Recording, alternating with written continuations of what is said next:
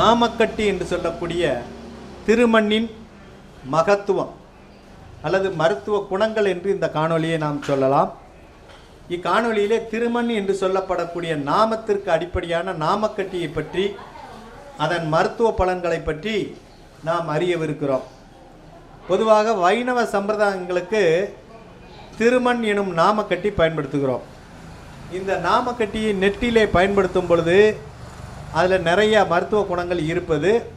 நம்ம உடலின் ஒவ்வொரு உறுப்புகளிலே இந்த நாமக்கட்டியை பயன்படுத்தும் பொழுது என்ன மாதிரி நோய் எதிர்ப்பு திறன் ஏற்படுகிறது, நோய் குறைகிறது என்பதை நாம் பார்க்க போகிறோம்.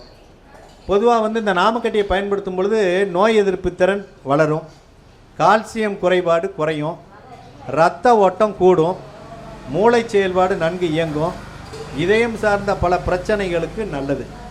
பொதுவாக நாமக்கட்டியை எப்படி தயாரிக்கிறாங்க அப்படின்னா, தமிழ்நாட்டில் திருவண்ணாமலையில் ஒரு குறிப்பிட்ட ஊர்களில் இந்த நாமக்கட்டிக்கே உரிய மண்ணை எடுத்து பூமியிலிருந்து வெட்டி எடுத்து அதை தண்ணீர் தொட்டியில் ஊற வைத்து அந்த கழிவுகள்லாம் கீழே தங்கின பிறகு மேலே இருக்கிறதை எடுத்து அதை நல்லா பதப்படுத்தி அச்சுக்களில் இட்டு நமக்கு நாமக்கட்டியாக கொடுக்கிறார்கள்.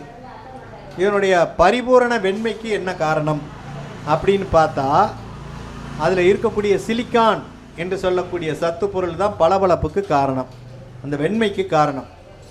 இதில் பார்த்திங்கன்னா திருவண்ணாமலை மாவட்டத்தில் இந்த திருமண் என்று சொல்லக்கூடிய நாமக்கட்டி அதிகமாக தயாரிக்கிறார்கள். பொதுவாக நாமக்கட்டியோட தண்ணியில் குழச்சி அதில் மஞ்சளையும் சேர்த்து அரைச்சி மூக்கு நெத்தி இதில் பூசிக்கொண்டா அதில் இருக்க சளியானதை உறிஞ்சி வெளியே எடுத்துரும், நீரையும் வெளியே எடுத்துரும். தொண்டையில் தொண்டைக்கட்டு மாதிரி இருக்குது அப்படின்னா தொண்டையில் மஞ்சளும் இதையும் சேர்த்து பத்து போட்டிங்கன்னா அந்த தொண்டைக்கட்டு சரியாயிடும்.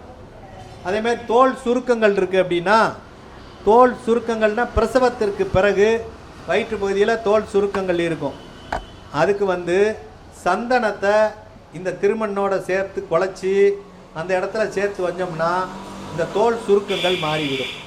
அதே மாதிரி முகப்புரு, முகத்தில் கரும்புள்ளி, தேமல், இதுக்கெல்லாம் எப்படி பயன்படுத்துறதுன்னா, நல்ல ரோஸ் வாட்டர்னு சொல்லக்கூடிய பன்னீர் அதில் நல்லா இந்த நாமக்கட்டியை குழச்சி நல்லா தேய்ச்சிட்டு வந்தோம்னா முகத்தில் இருக்கக்கூடிய மறு, தேமல், கட்டிகள், கருவளையங்கள் எல்லாத்துக்குமே மிகச்சிறப்பு. அதே மாதிரி கண் வீக்கம், கண் கட்டி, இந்த மாதிரி வெப்பத்தினால கண்ணில் ஒரு சின்ன கக்கண்டும்பாங்க, இந்த மாதிரி இதுக்கெல்லாம் கண்ணை சுற்றி இந்த நாமக்கட்டியை பற்றிட நமக்கு அந்த கண் சார்ந்த பிரச்சனைகளுக்கு நல்ல ஒரு தீர்வு கிடைக்கும். அதே மாதிரி உடல் உஷ்ணம், உடல் உஷ்ணத்துக்கு வயிற்று வலிக்கு இதை தண்ணியில் குழச்சி அந்த வயிற்று பகுதியில் தடவும் பொழுது அந்த உஷ்ணமானது மாறிவிடும், வயிற்று வலியும் மாறிவிடுவதற்கு வாய்ப்புகள் உண்டு.